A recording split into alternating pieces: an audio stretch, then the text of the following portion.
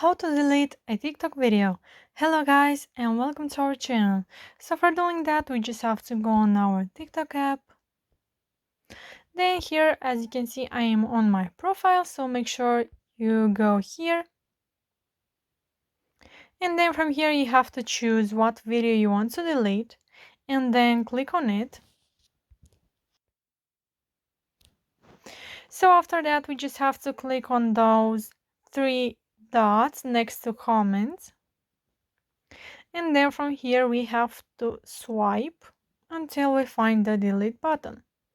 So click on delete, and then here you have to click on delete again, and then our video is deleted. And if you want to delete another TikTok video, you just have to go on another video, click on those three dots, and then click on the delete button. So that's it guys. I hope this video was helpful for you. If it was, you can smash the like button and you can also subscribe to our channel. Don't forget to comment down below your thoughts and have a great day. Bye bye.